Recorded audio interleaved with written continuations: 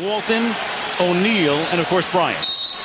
And everyone is paying attention to Kobe Bryant. They start with Shaq. He gives it to Walton. Here comes Kobe. Less than 5 from way outside. Got it! Oh, man! With 2.1.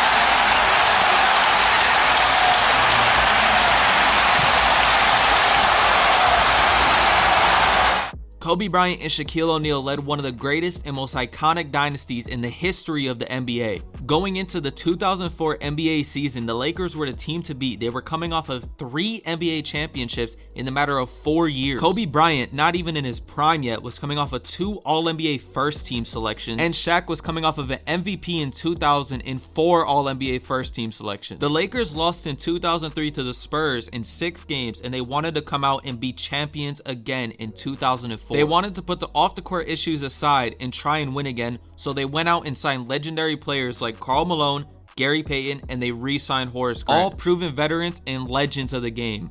Although these signings were overshadowed by the felony sexual assault charges against Kobe Bryant that summer, they were looking to put that drama to the side and they were ready to win and went into the 2004 season with very high hopes. Under Phil Jackson, the team ended up finishing 56-26, second in the Western Conference. Although during the season, Kobe and Shaq's feud reached a peak and they were both criticizing each other in the media. And there were other problems on the side where Payton struggled under Phil Jackson's system and Malone missed a lot of time due to injuries. Despite these setbacks, the Lakers were ready and they ended up beating Houston in 5 games, 6 games for San Antonio, and another 6 games for Minnesota. With the Lakers heading into another NBA Finals, the expectation is they would dominate the Pistons, but that was completely the opposite of what really happened. The Pistons, led by Billups, Wallace, and Hamilton, tore apart the star-studded Lakers in the finals, and they ended up winning in 5 games, with each game not really even close. The Pistons' insane defense shocked the Lakers and really also shocked the NBA as they ended up winning the NBA Finals that year. And they were the team to beat in the Eastern Conference for a couple years after this finals. Kobe and Shaq were pretty good for most of the playoffs, but key signings like Payton and Malone were absolutely abysmal. After the season, the Lakers ended up having to choose between Kobe and Shaq, and everyone expected them to choose Shaq because at the time, Kobe was viewed as a number 2 to Shaq. At that, a very, very good number 2. But shockingly, Shaq was dealt to Miami during the summer to pair him up with a similar up-and-coming player as in Dwayne Wade. At the time of the trade, it shocked really everybody, even Shaq, as he learned the news that he was traded through the television, and he was very, very angry at the Lakers GM. Though Shaq did admit that the feud with Kobe Bryant was probably the reason why he ended up getting traded. The Lakers did receive some solid pieces in that Shaq deal, including Lamar Odom, Caron Butler, and Brian Grant to pair alongside Kobe.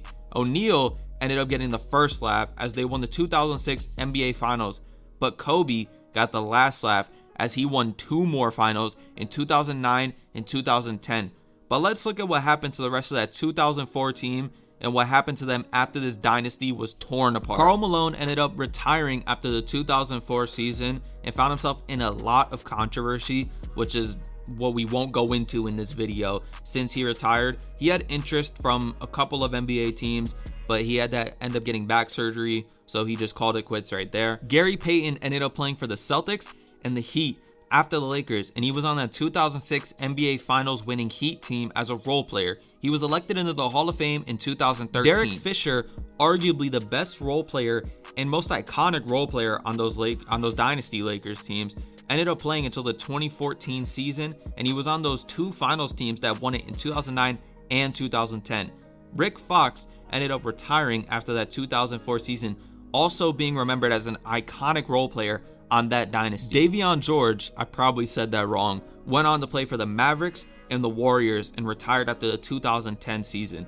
And Luke Walton ended up staying around and helping that 2009 and 2010 team win the finals, and he's probably most known for coaching the Lakers between 2016 and 2019, and now he's the lead assistant coach with the Pistons. Brian Russell, the last player that we'll touch on, went on to keep playing for the Nuggets and some IBL teams, and he ended up retiring in 2010. He's most iconic for that Michael Jordan shot that he hit over him in the 90s. To summarize it all, this is a prime example showing that signing past it veterans doesn't necessarily mean you'll win an NBA Finals. This has been shown time and time again since this 2004 Lakers team, like the modern day 76ers or Clippers. And also, This is another example of how dynasties never last forever.